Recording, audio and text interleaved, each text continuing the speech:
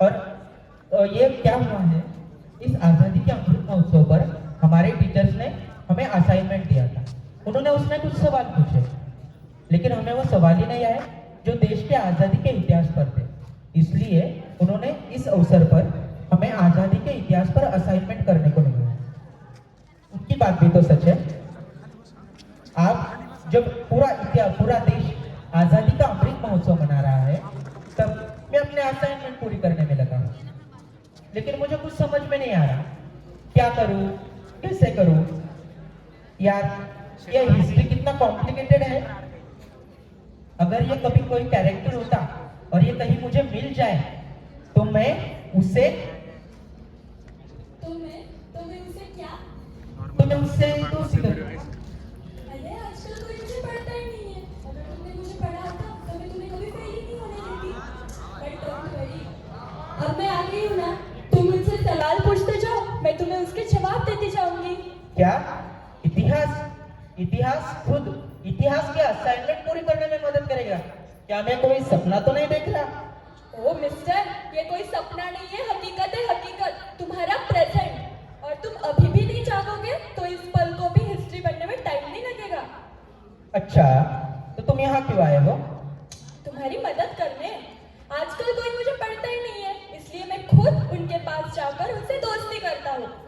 अच्छा, तो इतिहासाचार्य जी, मुझे बताइए, जितना मैंने इंटरनेट पे पढ़ा है, इस पूरे दुनिया में किसी ना किसी ने आज़ादी के लिए अपनी जंग लड़ी है। ये आज़ादी में ऐसा है भी क्या जो लोग अपनी कुर्बानी देने के लिए भी तैयार हो जाते हैं? तुम एक काम करो, तुम चलो मेरे साथ। कहाँ? क्लासरूम में। क्यों? मैं तुम्हें वहाँ 2 दिन तक, मतलब 48 आवर्स तक एक क्लास में बंद रखना चाहती हूँ। अरे नहीं, नो थैंक्स। तुम चलो मेरे साथ। ठीक है।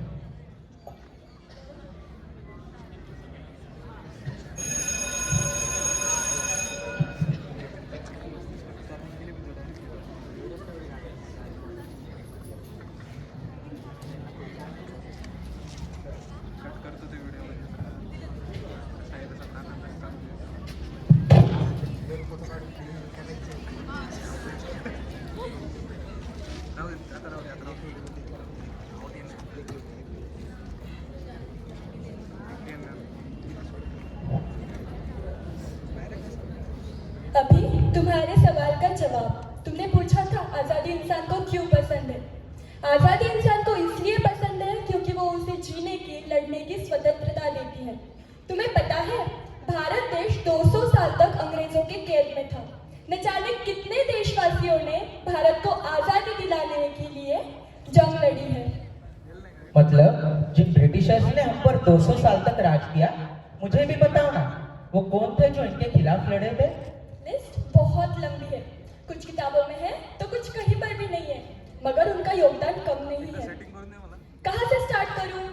अरे हाँ, एक वो थी, जम्बूद्वीप की नारी थी वो, मातृभूमि को प्यारी थी वो, स्वाधीनता सन्मान के खातिर दुश्मनों को ललकारी थी वो, खूब लड़ी मर्दानी वो तो झांसी की रानी थी। अरे दिल कांप गया रण में जब लक्ष्मीबाई आई थी।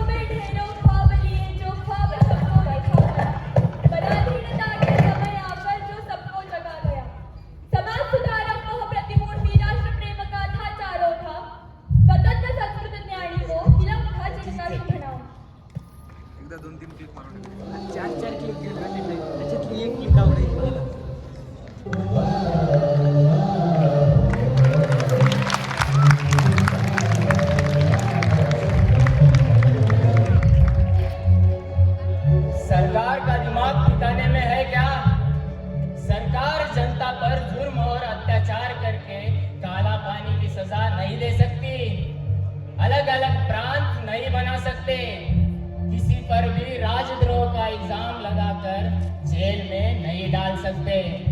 राज्य का मतलब किसी का प्रतिशोध लेना नहीं होता। राज्य में हर व्यक्ति अपने शासन का शासक होता है। मैंने देश में जागृति के लिए केसरी और मराठा नाम के अखबार निकाले। सरकार इसे राजद्रोह कहती है, कहे अरे नाई थामना। राज्य कैसा होना चाहिए? जहां लोगों का फायदा हो। मैं इस देश में ऐसी सरकार चाहता हूं जो लोकशाही तरीके से चले और लोगों के हित की रक्षा करे। ये अंग्रेजी सरकार हम पर लादी गई क्रूर सरकार है। इन्हें लोगों से कोई ताल्लुक नहीं, ये लोगों का मन नहीं समझते, इन लोगों में हमदर्दी नहीं है। अगर सरकार का ऐसा ही रवैया रहा तो हमारे देश में स्वतंत्रता प्राप्ति की तरफ जाग उठेगी। अब हम खामोश नहीं रहेंगे। अब हमें स्वदेशी को अपनाना होगा और विदेशी का बहिष्कार करना होगा। मैं इस देश में क्रांति लाना चाहता हूं। स्वराज्य हा माझा जन्मसिद्ध अधिकार आहे आणि तो मी मिळवणारच। कितीही संकटे आली, आभाळ जरी कोसळलं तरी त्यावर पाय ठेवून उभा राहील। जय हिंद, जय भारत।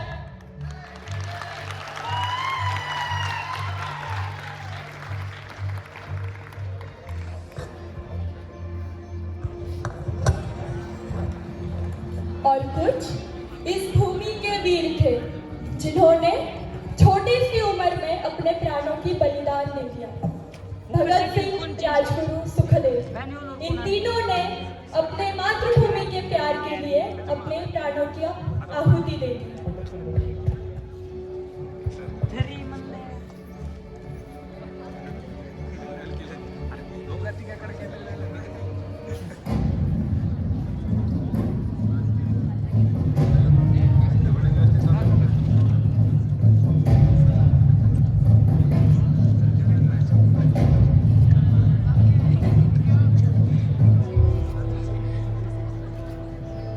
जिसे इश्क था आजादी से, जिसे न मोह था जिंदगानी से, जिसे इश्क था आजादी से, जिसे न मोह था जिंदगानी से, जिसका महबूब ही देश था, जिसने प्रेम लिखा तो इनकलाब लिखा।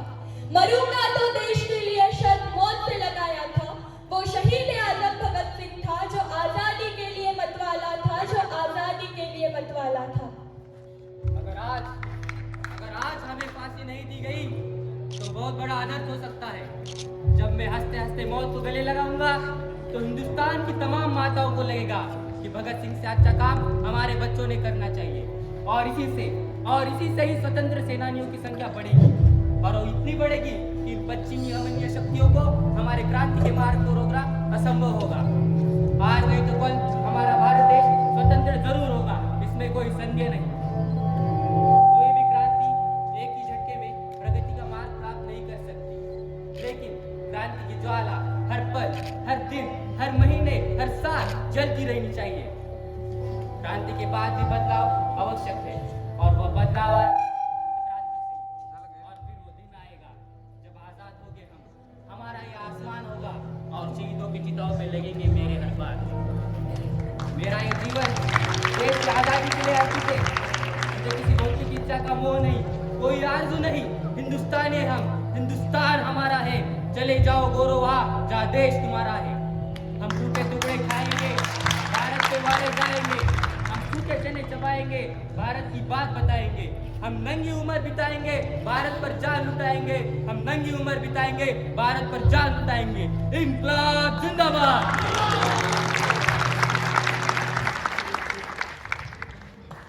आजादी की इस जंग में जिन वीरों को हमने जाना था, उन वीरों में एक नाम राजगुरु का भी आया था। छोटी सी उम्र में जिसने सब सुख को त्याग दिया, फांसी के फंदे पर लटक कर जिसने शहादत की अमर लौ जलाई। जब मेरे देश और धर्म के विकास का समय आता है तो ये शिक्षाविद और तुच्छ चर्चाएं किसी काम की नहीं होती। इसके लिए एक हथियार की जरूरत है। जब ये गोरे लोग हम पर अन्याय और अत्याचार कर रहे हैं तो क्या हम उन्हें ऐसा करने के लिए कहे और क्या इससे कोई परिणाम होगा? साइमन गो बैक का नारा लगाने वाले लाला लजपत राय, उनकी हत्या का बदला हम जरूर लेंगे। देखते हैं देश का मान कौन रखता है। आज फांसीगर में हमारी फांसी होगी। इस जवानी में वर्षों तक सड़ने से अच्छा है कि मौत की सजा दी जाए। यदि मुझे फांसी दी जाती है तो लोगों को पीड़ित ना होने दे, क्योंकि मुझे फांसी दी जाती है तो मैं पुनः शिवराम हरि राजगुरु के रूप में पुनर्जन्म लूंगा और अपने अधूरे काम को पूरा करूंगा। फांसी पे जाते ही हमारी यात्रा समाप्त हो जाएगी, परंतु तुम सब दंड की अलग अलग यात्राओं पर हो। दुख की बात है कि हमारी यात्रा एक पल में समाप्त हो जाएगी, लेकिन तुम्हारी यात्रा कई वर्षों तक कठिन होगी। आखिरकार हमें भारत माता के लिए मर मिटने के लिए जीना है। दिल से निकलेगी न मर कर भी वतन की उल्फत, मेरी मिट्टी से भी खुशबू ए वतन आएगी। इनकलाब जिंदाबाद।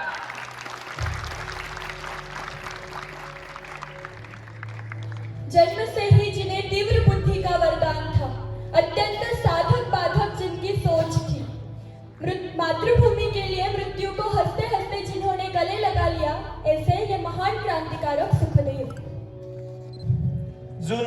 जुल्म करने वाले से ज्यादा जुल्म सहने वाला अधिक जिम्मेदार होता है, क्योंकि जुल्म सहन करके ये क्रूरता भरी प्रक्रिया को हरी बत्ती दिखाता है।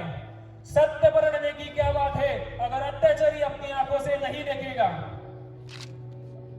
अंग्रेजों के खिलाफ जब तक ये मुट्ठी भर गोरे व्यापार के लिए हमारे देश में आए तब तक ठीक था, पर इन स्वार्थी लोगों ने हमारी देश दमन का इस्तेमाल करके हमारी देश की प्रजा को गुलाम बना दिया है। अब हम योगा का ये प्राथमिक कर्तव्य है कि हम हमारी जनता को उनकी भूमिका से अवगत कराएं और इन अंग्रेजों को उनकी जगह दिखा दें। मैंने मेरी मातृभूमि को अंग्रेजी पारतंत्र की बेड़ियों से मुक्त करने की चुनौती स्वीकार कर चुका हूँ और इसके लिए मुझे खून की आहुति देनी पड़े तो मैं खुद को कुर्बान कर दूंगा। अगर सरकार को यह गुनाह लगता है तो सरकार किन किन गुनाहों को सजा देगी। इनकलाब जिंदाबाद।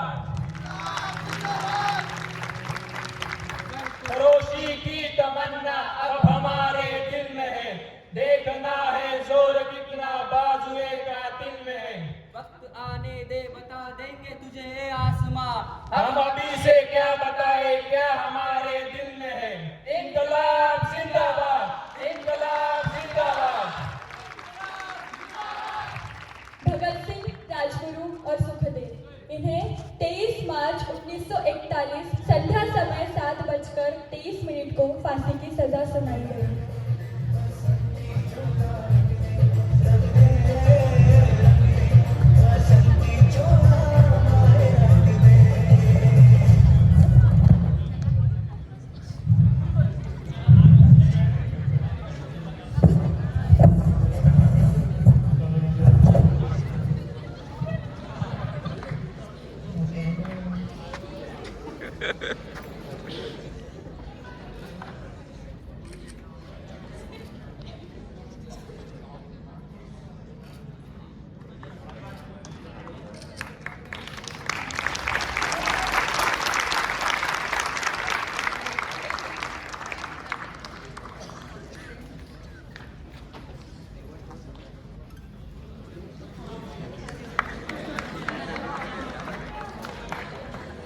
और एक थे राज्य के मिलवर्कर, जिन्होंने लोगों को एकत्रित होकर लड़ने का संदेश दिया, जिन्होंने ब्रिटिश के ट्रक के नीचे अपने प्राणों की आहुति दे दी।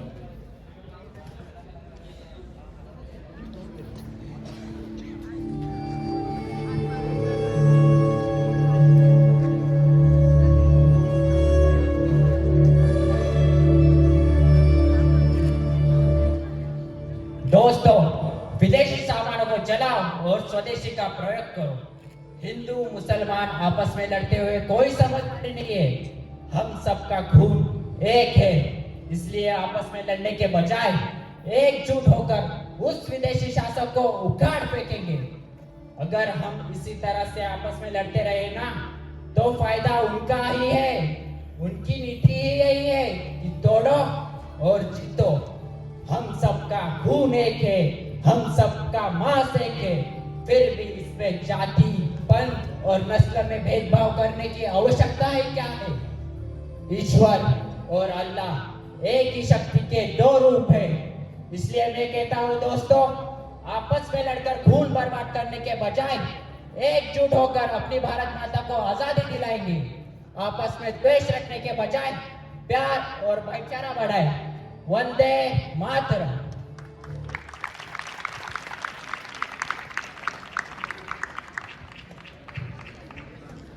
ते ज्यांनी अंग्रेजांविरुद्ध स्वतःचे एक शानदार सरकार चालविले, असंख्य वेळा ते जेलमध्ये गेले आणि या राज्याच्या निर्मितीसाठी ज्यांनी मदत केली, असे क्रांतिसिंह नाना पाटील।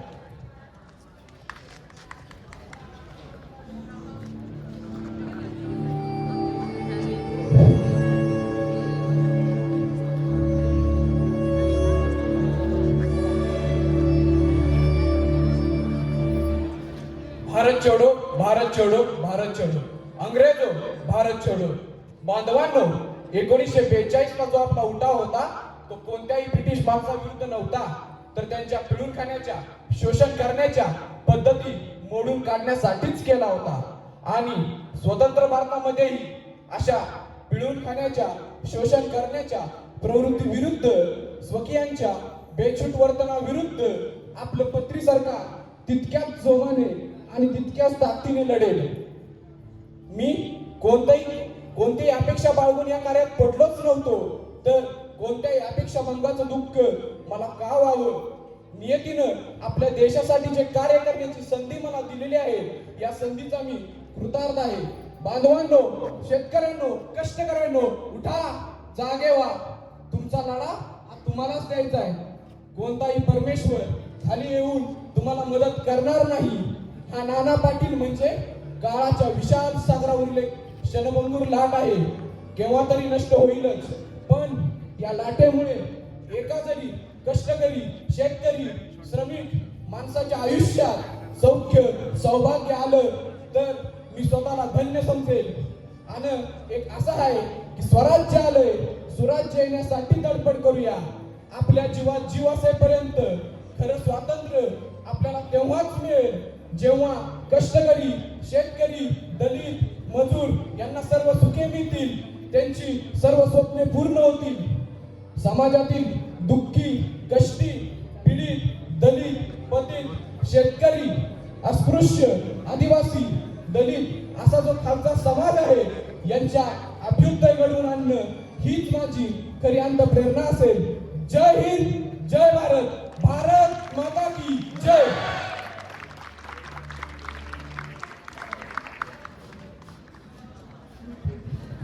मर्दानी दगडाबाई, महाराष्ट्राच्या दगडाबाई, ज्यांनी असंख्य वेळा अनेक असे कार्य केले। निजामांच्या तावडीतून त्यांनी मराठवाड्याला मुक्त केले। मराठवाड्याला महाराष्ट्र आणि भारताशी जोडण्यासाठी त्यांनी अनेक प्रयत्न केले। अशा त्या ज्यांनी स्वतंत्र सैनिकांना असंख्य अशा मदती केल्या।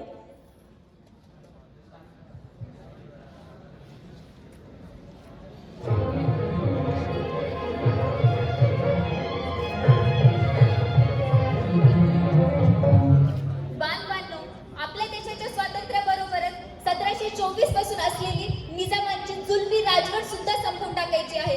आज मराठी, कानडी, तेलुगू मधील सुमारे 2 कोटी जनता ही निजामांच्या अन्याय, अत्याचाराला कंटाळलेली आहे। आपल्या आया बहिणींची अब्रू वाचवायची असेल तर सशस्त्र क्रांतीशिवाय पर्याय नाही। बांधवांनो, तुम्हाला राजश्री छत्रपतींची शपथ आहे। जर तुम्हाला शिवरायांचं राज्य हवं असेल, जर तुम्हाला अहिल्या देवींचं राज्य हवं असेल, जर तुम्हाला झाशीच्या राणीचं राज्य हवं असेल, तर या हरामी औलादींना ठेचून मारल्याशिवाय, यांचा संपूर्ण नायनाट केल्याशिवाय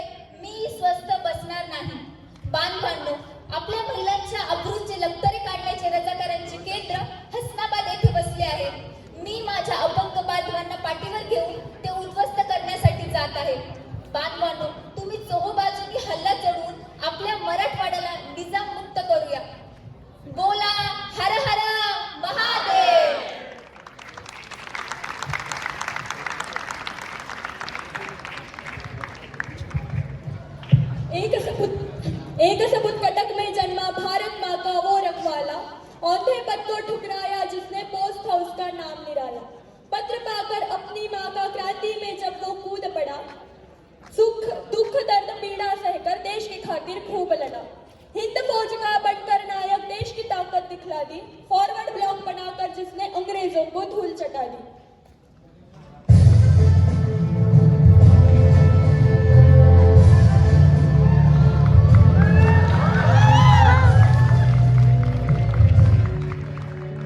हमारा निशस्त्र प्रतिकार को विरोध नहीं है, लेकिन सिर्फ और सिर्फ निशस्त्र प्रतिकार से इस देश को आजादी नहीं मिल सकती। अपने देश के निर्णायक अवसर पर हम सब लोगों की एक ही प्रतिज्ञा होनी चाहिए कि जब तक हमें पूरी आजादी नहीं मिल जाती तब तक हम लड़ते रहेंगे। हमें हमारी आजादी हासिल करनी है और ये बात हमें भूलनी नहीं चाहिए। इस दुनिया में बिना कीमत चुकाए कुछ हासिल नहीं होता। आजादी की कीमत है शहादत। और समझो, दूसरों ने दी हुई आजादी हमें मिल भी जाए तो ऐसी आजादी की कोई कीमत नहीं होती, ऐसी आजादी का कोई अभिमान नहीं होता। इसलिए जो भी आजादी हम हासिल करेंगे वो सिर्फ और सिर्फ शस्त्र क्रांति से ही हासिल करेंगे, इसमें कोई संदेह नहीं है।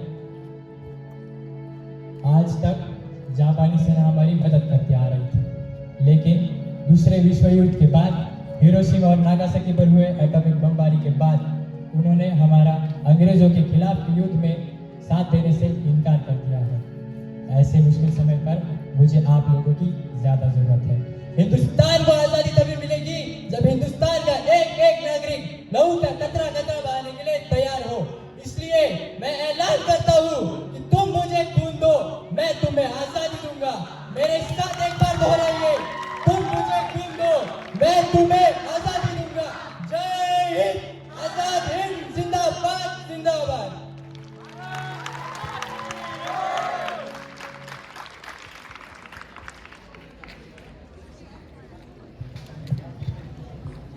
सत्य हिंसा का पाठ पढ़ाया, देश को स्वावलंबी बनाया। ना शस्त्र उठाए जिन्होंने स्वतंत्रता की मशाल जलाई, राष्ट्रपिता कहलाए वो, बापू जिन्हें सब बुलाए वो।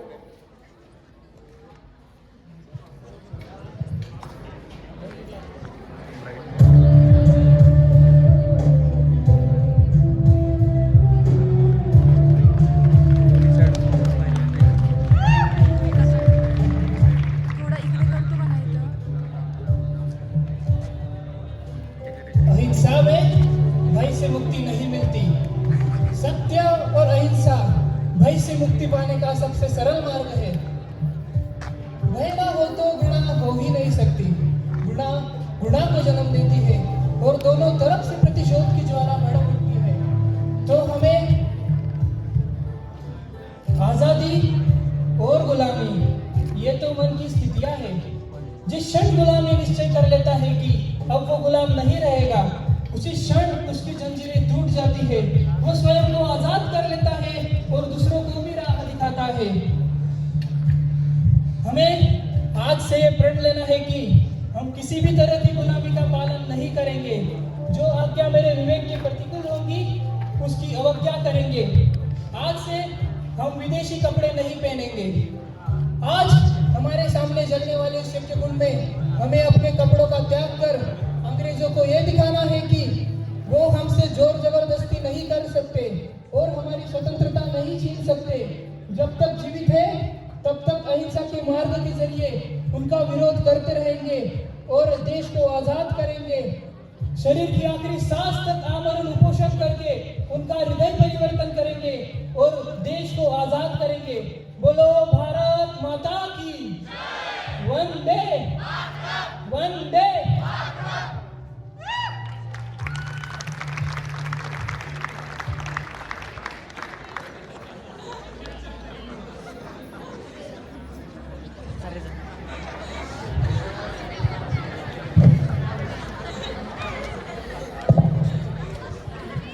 वाह, व्हाट अ कैरेक्टर।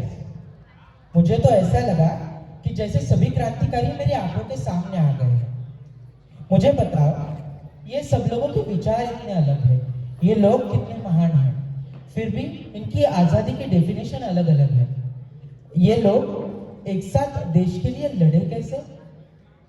इनके रास्ते भले ही अलग थे, लेकिन इन सब की मंजिल एक थी, भारत को आजादी दिलाने की। और इन्हीं लोगों की वजह से आज हम भारत का आजादी का अमृत महोत्सव मना रहे हैं।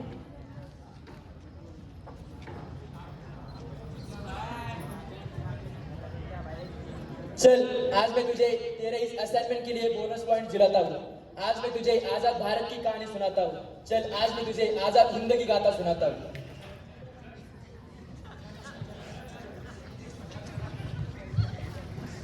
आजाद हिंद की गाथा 15 अगस्त 1947 से शुरू हुई। वो दिन जब हमारा देश 200 साल की गुलामी से आजाद हुआ।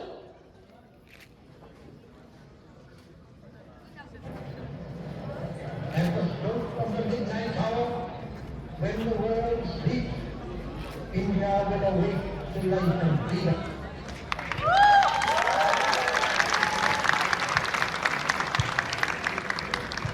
डॉक्टर बाबा साहेब अम्बेडकर के संविधान को हमने 26 जनवरी के दिन लागू किया और भारत बना गणतंत्र।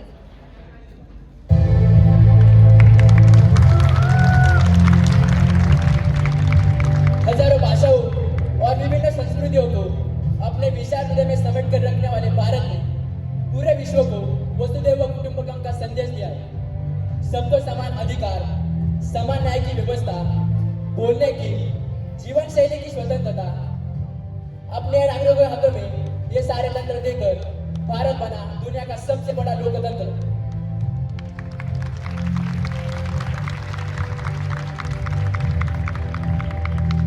स्वतंत्र भारत के पहले चुनाव में सभी भारतवासियों ने अपना पहला वोट देकर अपने अधिकारों का उपयोग किया और चुनाव के इस पर्व को और मजबूत किया।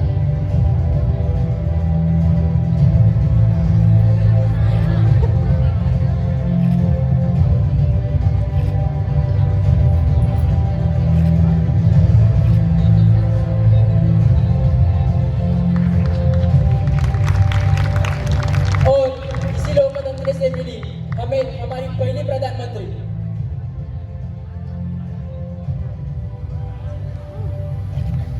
हमारी पहली महिला राष्ट्रपति,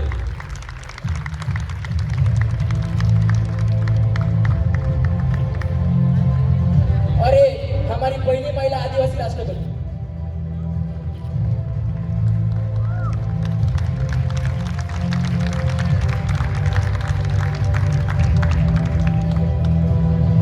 क्रांतियों की बात करें तो हर दशक में है क्रांति, लोक क्रांति, जन क्रांति और सामाजिक क्रांति के बीच कैसे भूले हम हरित और श्वेत क्रांति, जिससे आई खेतों और दूध उत्पादन की क्रांति।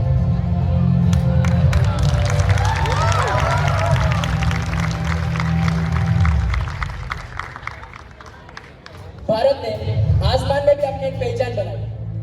पोखरण में हुआ पहला सफल न्यूक्लियर बॉम्ब टेस्ट, तुम्बा में हुआ पहला रॉकेट लॉन्च, अग्नि मिसाइल, चांद्रयान के सक्सेसफुल मिशन के साथ साथ अपने पहले ही प्रयास में भारत ने मंगल ग्रह पर छलांग लगाई। आसमान से भारत की एक अनोखी तस्वीर नजर आई जब राकेश शर्मा ने अपनी आंखों से भारत की एक झलक दिखलाई।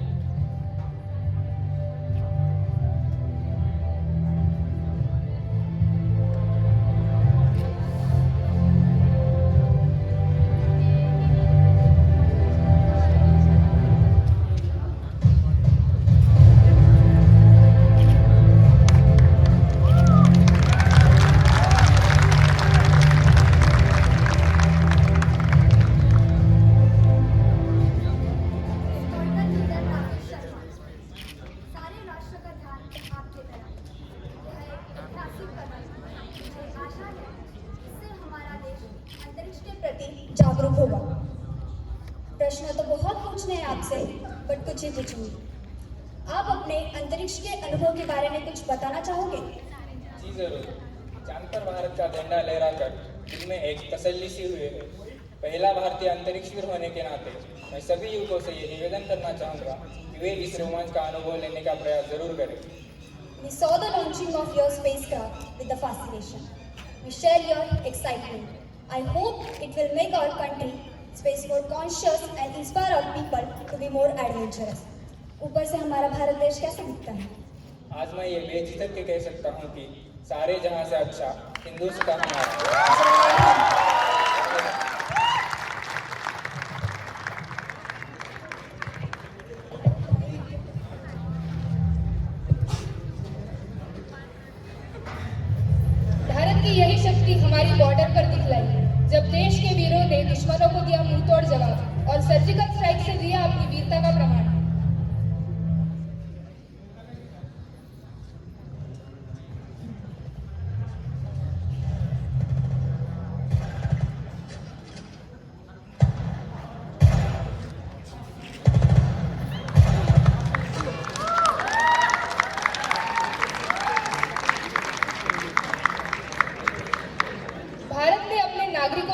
निर्माण के लिए भी कई क्रांतिकारी कदम उठाए, जैसे आर्टिकल 377 हटाकर पुरानी सामाजिक बेड़ियों को तोड़ दिया और LGBTQ कम्युनिटी को विशेष अधिकार दिए।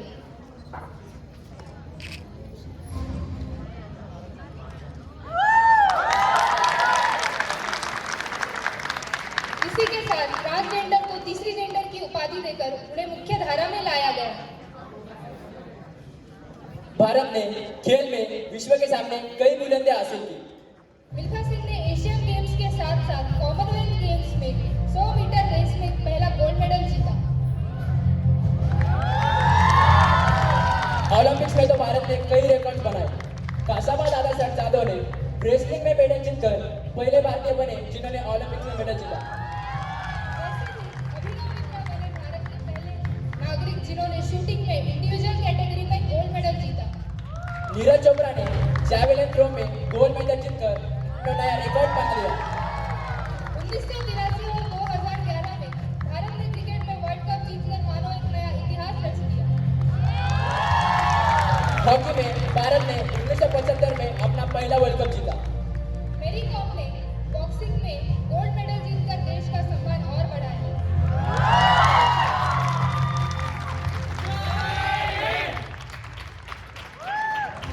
यूपीआई और आधार कार्ड ने आम आदमी को सशक्त किया।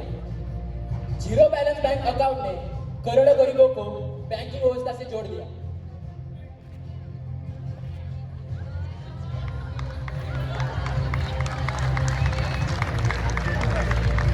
विश्व के सबसे बड़े रेल नेटवर्क ने हर भारतीय को एक दूसरे से जोड़ा। इसी के साथ सस्ती इंटरनेट सेवाओं ने भारत के हर नागरिक को पूरी दुनिया के साथ जोड़ दिया। 100 से ज्यादा यूनिकॉर्न, 70,000 से ज्यादा स्टार्टअप, भारत बना विश्व का दूसरा सबसे बड़ा स्टार्टअप हब। कोविड महामारी 100 साल में आई सबसे बड़ी महामारी। भारत ने इसका टीका बनाकर 70 से ज्यादा देशों की मदद कर अपने वसुधैव कुटुंबकम के मंत्रों को सार्थक किया है।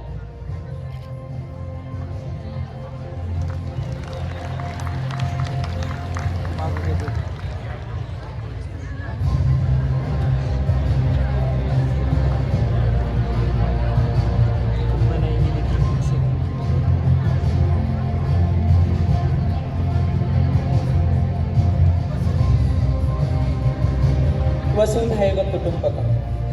मुझे आज पता चला हमारा देश पूरी दुनिया से अलग क्यों है, क्योंकि हम पूरे देश को परिवार जो मानते हैं। वाव हिस्ट्री, इस असाइनमेंट की वजह से मुझे अपने देश का इतिहास पता चला।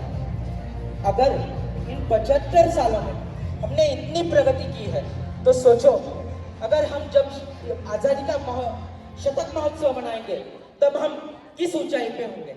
लेकिन वहां तक पहुंचने के लिए अभी बहुत मेहनत करनी पड़ेगी। इन 75 सालों में भारत ने असंभव लगने वाली ऐसी कई ऊंचाइयां हासिल तो की है, लेकिन बहुत से काम अभी करने बाकी है। आज़ादी का अमृत महोत्सव हमें इसी सफलता और उपलब्धियों का जश्न मनाने का अवसर तो दे ही रही है, लेकिन साथ ही इतिहास में हुई गलतियों के कारण वर्तमान की कमियों पर काम करने के लिए भी प्रेरणा देता है। हमारा देश विश्व के सभी युवा देशों में अंतिम श्रेणी में नहीं आता, लेकिन यहाँ की 65% से ज्यादा आबादी 35 साल से कम उम्र की है। ये देश चाहे तो क्या कुछ नहीं कर सकता। इस देश के युवाओं और सभी सामाजिक वर्गों ने साथ मिलकर देश की समस्याओं को सुलझाने के लिए अपना योगदान देना चाहिए। गरीबी, असमानता, सांप्रदायिकता, स्वस्थ और अच्छी स्वास्थ्य सेवाओं की कमी और ग्रामीण भारत में रहने वाले लोगों की चुनौतियां, ऐसी कई समस्याएं हैं आपके सामने। हमारा देश 2 भारत में बटा हुआ है, एक गरीब भारत और एक अमीर भारत, एक शहरी भारत तो एक ग्रामीण भारत। आधे से ज्यादा लोगों का जीवन गरीबी से लड़ते लड़ते बीत जाता है। जो इन जंजीरों को तोड़कर मुक्त हो जाता है, वो और भी शक्ति और सामर्थ्य के साथ अपने देश के विकास में अपना योगदान दे सकता है। अब आपकी और आपकी पीढ़ी के लिए एक असाइनमेंट है। आप एक ऐसे राष्ट्र का निर्माण कैसे करोगे जो सबके लिए समान हो, जो हर नागरिक को समान अवसर और समान संसाधन प्रोवाइड करे। जब तक गरीबी की अंतिम श्रेणी में खड़े आदमी को मूलभूत सुविधाएं नहीं मिल जाती, तब तक भारत आगे नहीं बढ़ सकता। अगर आप सब लोग इन चुनौतियों को दूर कर पाए तो भारत को विश्व गुरु बनने से कोई नहीं रोक सकता। अच्छा, तो मुझे लगता है कि अब तुम्हें तुम्हारे असाइनमेंट की सारी पॉइंट्स मिल चुके होंगे, तो मैं चलती हूँ। तो चलो दोस्तों, मैं भी चलता हूँ। वो इतिहास का असाइनमेंट पूरा करना है, लेकिन आप रुकना। हाँ, जाते जाते हमारा नया भारत देखते जाओ, हमारा आजाद और प्रगतिशील नया भारत देखकर जाओ।